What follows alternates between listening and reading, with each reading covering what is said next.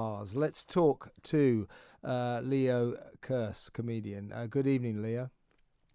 Hi, Kevin. How are you? I'm all right, mate. Did you get my point? It was strange, this, wasn't it? It suddenly emerged that all the legal machinery is in place to actually put the worst of the road blocking offenders into jail. When Yeah. this news emerges, suddenly Insulate Britain announced we're calling off road blocking. So I think perhaps they're not that keen on going to prison after all. Yeah, and I think climate change activists have traditionally felt above the law. The law always takes a very sort of soft touch with them, and quite often doesn't press charge. They get removed, but they get arrested, but they don't face charges.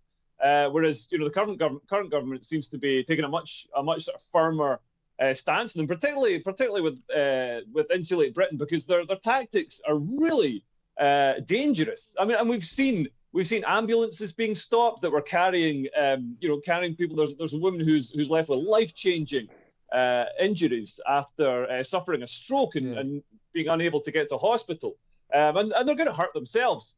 Just for their own good, they shouldn't be allowed to lie down in the middle of a motorway where big trucks run over. I've been run over by a truck, and it wasn't fun at all. I wasn't protesting. I wasn't trying to get people to insulate their homes, though. Also, I mean, the hypocrisy of Insulate Britain and other climate activists. I mean, how are they travelling to their protest? Are they riding a horse to their protest? Are they taking a skateboard? No, they're driving, or they're getting a train, and then they're trying to stop other people travelling. All their clothes, there is synthetic fibres which are made from oil, but they're trying to stop people using oil. Their own actions just show how essential oil and fossil fuels are, and most of them don't even have their own homes insulated. I think I don't know if it was Liam or someone else. Liam Norton, he was on with me last night, and he hasn't insulated his home.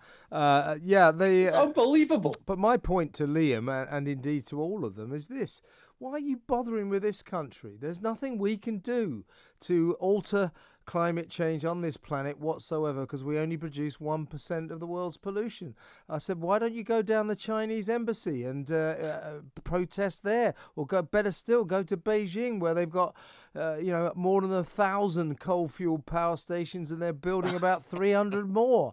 I mean, they're picking on the wrong villain. Yeah, no, absolutely. I'd love to see them go to Beijing and see what a real motivated authoritarian police force is like.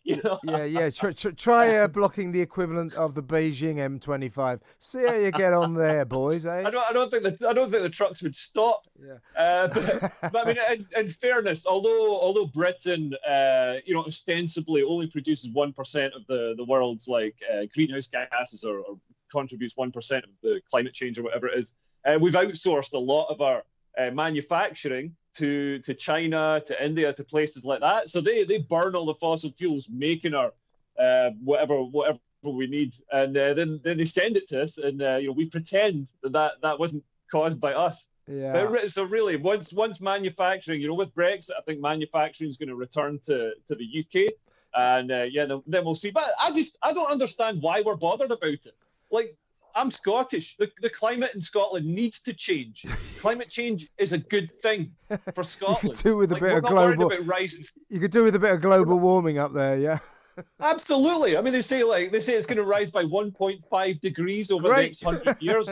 I mean, yeah. Am I going to have to undo the top button on my duffel coat? I mean, this is something we can deal with. Yeah, the climate is going to raise by 1.5%, so Glasgow will still be freezing, right? Yeah. It's just ridiculous.